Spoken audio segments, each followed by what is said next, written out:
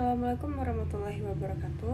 Perkenalkan, nama saya Mutiara Yuni Masaka, MPM 22.255. Di sini saya akan mempresentasikan tentang yurisdiksi negara dalam hukum internasional. Baik, yang pertama ada pengertian. Kata yurisdiksi atau jurisdiction berasal dari kata jurisdictio. Juris artinya kepunyaan hukum atau kepunyaan menurut hukum. Dictio artinya ucapan, sabda, atau sebutan.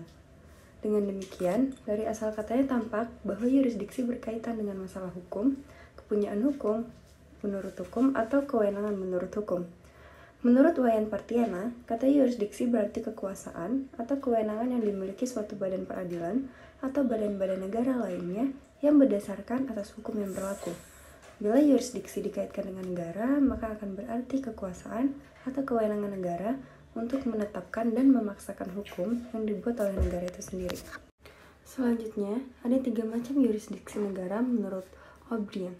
Yang pertama, kewenangan negara untuk membuat ketentuan-ketentuan hukum terhadap orang, benda, peristiwa, maupun perbuatan di wilayah teritorialnya, atau legislative jurisdiction or prospective jurisdiction. Yang kedua, kewenangan negara untuk memaksakan berlakunya ketentuan-ketentuan hukum nasionalnya, atau executive jurisdiction or enforcement jurisdiction. Yang ketiga, ada kewenangan pengadilan negara untuk mengadili dan memberikan keputusan hukum atau judicial jurisdiction. Selanjutnya, ada unsur-unsur yurisdiksi. Yang pertama, hak, kekuasaan, dan kewenangan. Kedua, mengatur legislatif, eksekutif, dan yudikatif. 3. Objek, hal, peristiwa, perilaku, masalah, orang, benda. 4. Tidak semata-mata merupakan masalah dalam negeri. 5. Hukum internasional sebagai dasar atau landasannya. Macam-macam yurisdiksi negara. Yang pertama, legislatif, yaitu kekuasaan untuk membuat atau menetapkan peraturan atau keputusan-keputusan. Kedua, eksekutif, yaitu kekuasaan untuk memaksakan agar orang, benda, atau peristiwa menaati peraturan hukum yang berlaku. 3. Yudikatif, yaitu kekuasaan untuk mengadili orang berdasarkan atas suatu peristiwa.